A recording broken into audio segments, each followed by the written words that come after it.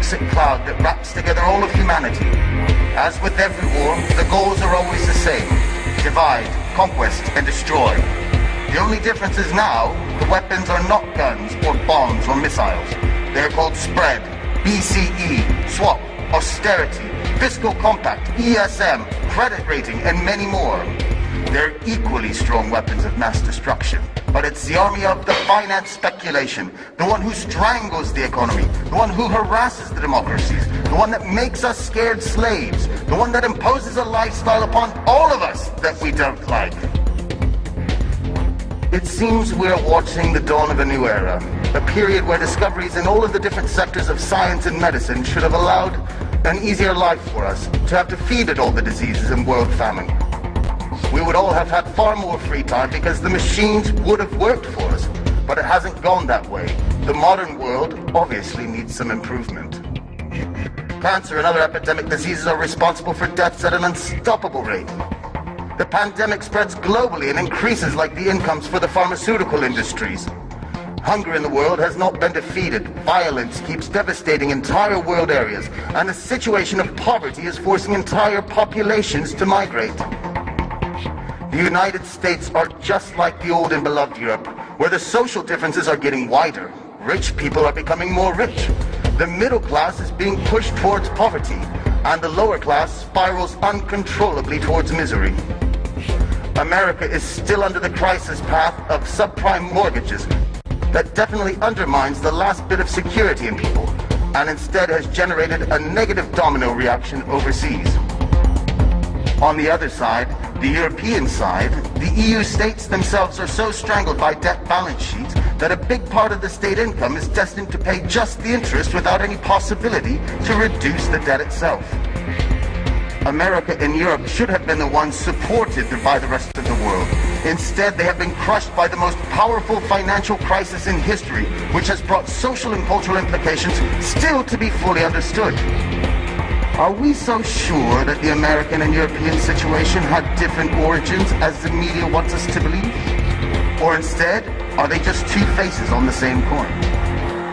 Maybe it's the final attack for the world supremacy from an entity that doesn't have a flag or state or affinity. The New World Order, the one of finance, which has slowly taken control, taken it away from the politician, which has in turn become a slave to the system. Nobody tries to raise their voice. No single representative of the sovereign population dares to speak up. But I will. We have to reclaim the power, to snatch it away from the powers of finance, the finance that magically creates money from nowhere. We must instead give it back to the citizens of the economy in the name of prosperity, wealth, and freedom. No political leader will ever say that money is being printed in a private institution. However, the European Central Bank is private, and the American Federal Reserve is private, and yet the banks flutter on nothing. You must know that if tomorrow all the owners of bank accounts and other deposits should arrive in the bank to take away their cash, only the first 3% could be satisfied before finishing the cash money. Don't believe me? Have a look at what Cyprus is facing now. More countries are destined to follow.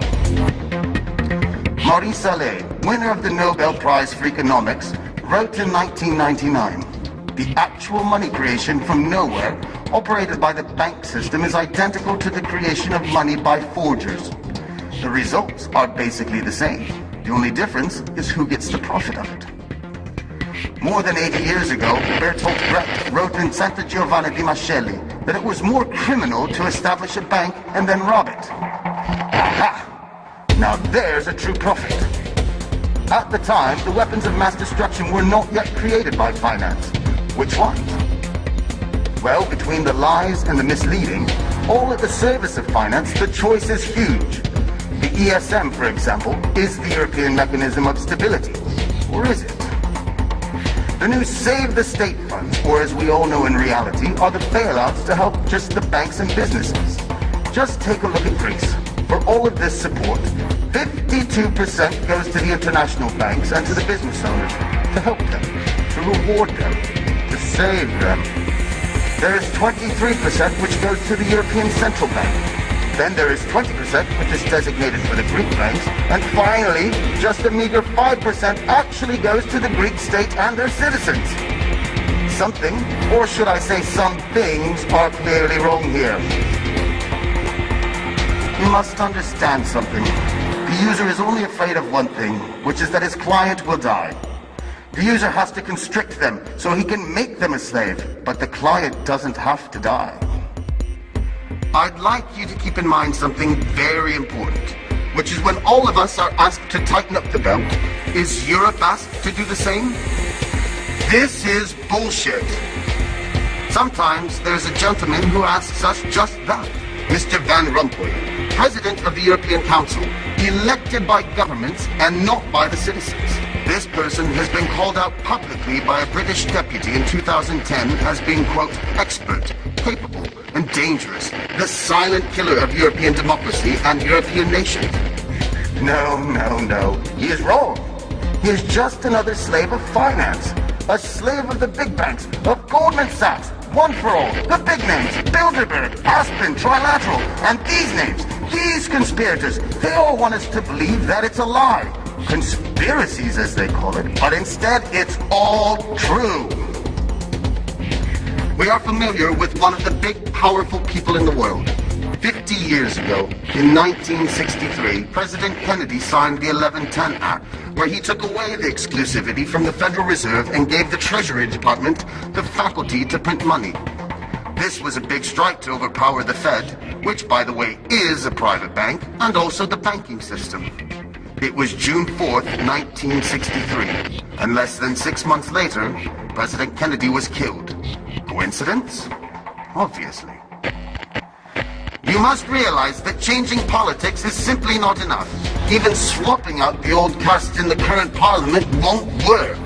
The real revolution is an internal act. It is in our conscious, and it is based on changing our mental perception, to pass our egocentrism, and to acknowledge what is the final goal in our society. Not the profit for a few, but a wealth for all.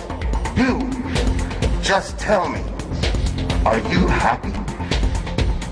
So, from this moment, since the finance started the war, I declare to the men and women of power, so big, so few, so timid, with what weapons shall we fight back?